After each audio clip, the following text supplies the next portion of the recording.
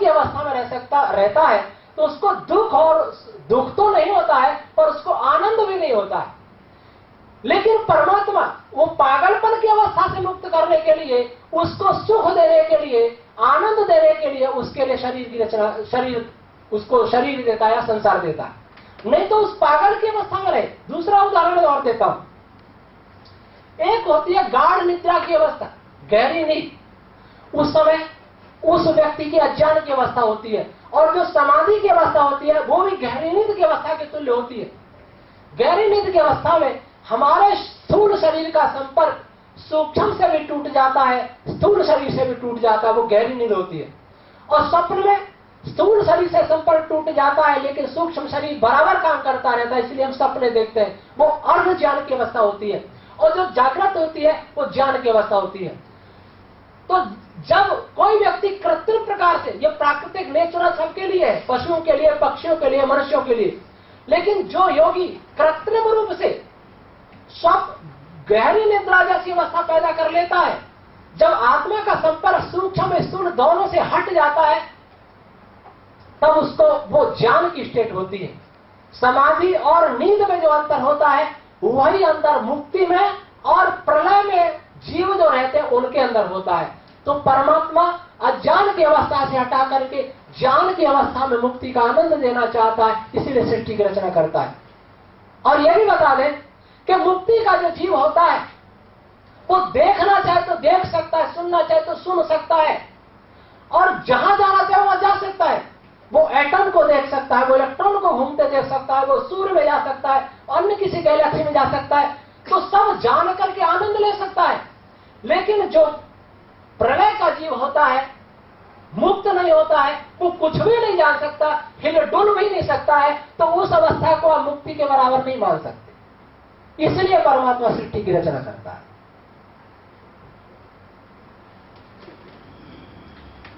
और कोई? स्वामी जी, मैं साइंस का विद्यार्थी नहीं हूँ। हाँ जी। मैंने ऐसे साइकोलॉजी पढ़ी है, पॉलिटिकल साइंस पढ़ी है, मगर आस्तिक हूँ। विज्ञान को इसलिए मानता हूँ कि हमारे दैनिक जीवन के अंदर बहुत उपयोगी है। हाँ। वो इसलिए है, इनके जितने टेक्निकली क्वालिफाइड सभी इंजीनियर्स और बड़े प्रबंधकर्ता यहाँ पे बैठे हैं। हाँ जी। हम अपने 10 माले की कहीं बिल्डिंग में रहते हैं तो पानी हम पंप से ऊपर चढ़ा देते हैं, मगर पानी नीचे उतारने का काम सब भगवान करता है। हाँ। ये एक साइंस है। हाँ, ठीक। यहाँ पे अभी जिस रास्ते से हम लोग आए हैं वहाँ पे ONGC का प्लांट है। पूरी एक समुद्र से गैस निकलती है जो सूरत के करीब 15 लाख घरों के अंदर सप्लाई की जाती है। तो हम जैसे ही गैस जलाते हैं, लाइटर जलाते हैं, अग्नि ऊपर आती है, वो नीचे नहीं जाती, तो उससे खाना बनता है, पूरी प्रक्रिया चलती है, जीवन की प्रक्रिया चलती है। ये साइंस है एक। ठीक है। तो आपका जो इतना बड़ा कार्य है, इतने निष्ठा से आप लगे हुए हैं, इसमें भगवान आपको सफलता दे। हम तो ये कहते हैं कि दुनिया की जितनी भी साइंस है वो मानवीय गुणों से परिपूर्ण हो और इस सेवा के अंदर लगे, ऐसा हम चाहते हैं। भगवान ने जो इतनी बड़ी प्रकृति बनाई है, हम लोग जानते ही नहीं है कि इस प्रकृति के अंदर दूसरे तत्व क्या है। मैं बंबई एक सेमिनार में भी पीछे था, जैसे यहाँ मनुष्य जन्म के लिए महिला जैसे 9 महीने का गर्भ रखती है, जो मेल एलिफेंट है, जो हथीनी है, उसका प्रेगनेंसी पीरियड 7.5 साल है। 7.5 साल के बाद वो जन्म देती है। तो इस तरह से इतने जीव जंतु हैं, वो किस तरह से चलती है ये केवल भगवान कर सकता है, दूसरा नहीं कर सकता। ठीक है। तो मैं तो इन सभी लोगों की ओर से आपको ये साधुवाद और आशीर्वाद दे रहा हूँ, और आपके लिए हम लोग सभी कर रहे हैं कि पूरी दुनिया की साइंस मानवीय सेवा के लिए काम करे। ठीक बात है। वो कैसे काम करेगी, ये हमारा मिशन है। वो ऐसे काम करेगी, मेरा मानना है, मेरा नहीं, ऋषियों का मानना, वो पद्धति ये रही। और इस बात को आइंस्टीन जानते थे। Without religion science is lame, and without science religion is blind. Science के ऊपर जब तक अध्यात्म का नियंत्रण नहीं होगा, और अध्यात्म के ऊपर जब तक साइंस का नियंत्रण नहीं होगा, तब तक दोनों मिल नहीं सकते। अध्यात्म के बिना साइंस केवल भोगवाद की तरफ जाएगा, और विज्ञान के बिना अध्यात्म अंधविश्वास और पाखंडों में बदल जाएगा। आज ईश्वर के नाम पर जितने मजहब बने, सबको पूछा ईश्वर एक है, फिर भी मजहब अलग, और अलग नहीं बल्कि एक दूसरे के शत्रु हैं। एक नॉर्थ में जाता है तो साउथ में जाता है, वेस्ट में ईस्ट में नहीं, साउथ में भी जाता है। ईश्वर के नियम एक है, चाहे वो जड़ के लिए हो चाहे वो चेतन के लिए हो।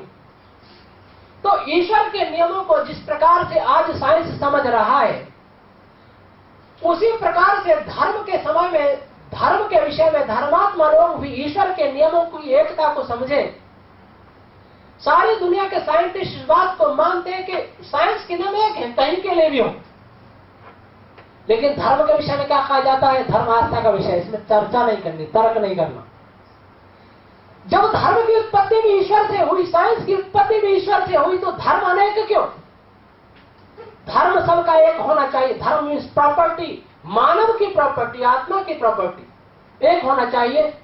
तो सारे धर्म एक कब होंगे?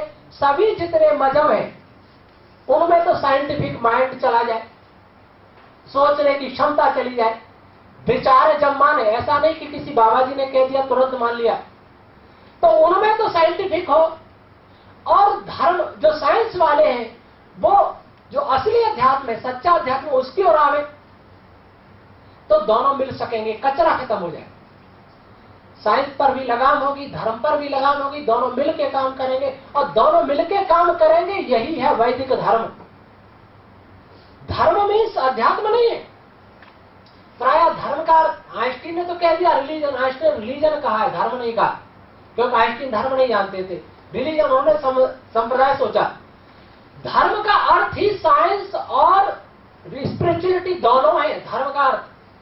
क्योंकि धर्म का अर्थ महर्षि कणाद ने कहा, यह तो अभ्युदय निश्रेयस सिद्धि सधर्म, जिससे इस लोक का कल्याण हो, परलोक का कल्याण हो, जिससे भौतिक विद्या का ज्ञान हो, जिससे अध्यात्म विद्या का ज्ञान हो, वही धर्म है। धर्म वह नहीं है कि अब भूखे मरो, परलोक में बहुत अच्छा भोजन मिलेगा, अब नंगे रहो, परलोक में जाके बहुत सुंदर वस्त्र मिलेंगे, धर्म नहीं है। धर्म वह है जिस लोक की बात करता है, परलोक की बात करता है। धर्म वह है जो अध्यात्म की बात करता है, भौतिक की बात करता है। तो जब दोनों मिल जाएंगे तो संसार से संप्रदायवाद, जातिवाद, वर्गवाद मिट जाएगा, और आध्यात्मिक आधुनिक विज्ञान द्वारा थोपा गया बहुत कड़ी प्रतिस्पर्धा, गलाकाट, उपभोक्तावाद जो चल रहा है वो भी मिट जाएगा। दोनों का समन्वय होगा तो सत्य की जय होगी। और जब ईश्वर एक है तो दुनिया के, ब्रह्मांड के सब लोग भी एक है, सबका धर्म एक है, सबको एक ही होना चाहिए। ईश्वर एक है, एकता उसकी देन है, एकता उसका गुण है, एकता उसका आदेश है, और उसी के लिए हम धर्म और साइंस दोनों की ओर चल रहे हैं। और ऐसा दुनिया के किसी ग्रंथ में ऐसा है ही नहीं कि जिसमें अध्यात्म और विज्ञान दोनों ही हो। अध्यात्म के ग्रंथ आपको मिल सकते हैं, तो कुछ साइंस के ग्रंथ मिल सकते हैं, लेकिन जीवन के समस्त प्रश्नों का हल, जितनी भी विद्या का मूल अगर किसी ग्रंथ में है तो वेद में ही मिलता, अन्य किसी में नहीं। दूसरे ग्रंथों की उपेक्षा नहीं कर रहा, लेकिन मैं ये कह रहा हूं कि किसी भी ग्रंथ में कोई एक विद्या हो सकती है, लेकिन वेद ऐसा जिसमें सारी विद्याएं, इस जीवन का भी कल्याण होगा, अगले जीवन का कल्याण होगा, साइंस भी विकसित होगा, सब धर्म भी अपने सत्य स्वरूप, अध्यात्म भी विकसित होगा, दोनों मिलेंगे, सबका कल्याण होगा, और सारे संसार में शांति होगी। और वेद के शब्दों में यह संसार एक घोंसला के समान बन जाए, ऐसा ईश्वर का आदर्श है। ईश्वर क्या चाहता है? सारा संसार घोंसला बन जाए। उपमा बहुत अच्छी दी है, ऋग्वेद का एक मंत्र है, यत्र भुवनम भवत् एक नीडम। जहां वैदिक संस्कृति में सारा विश्व एक घोंसले के समान बन जाता है। घोंसले की अपमा देखिए कि घोंसले में एक परिवार ही रहता है, दो परिवार नहीं रहते घोंसले में। और परिवार में चिड़िया में और चिड़िया के बच्चे में कितना प्रेम रहता है। परिवार की परिभाषा में, परिवार के गुण के बारे में वेद कहता है, परिवार कैसा होना चाहिए? जिसमें इतना प्यार होना चाहिए जैसे गाय नए बछड़े से प्यार करती है अपने। तो वेद का आदर्श है कि धरती पर रहने वाले सब लोगों के अंदर इतना प्यार हो जाए जितना घोंसले में रहने वाले पक्षी प्यार करते हैं आपस में, वो परिवार होता है।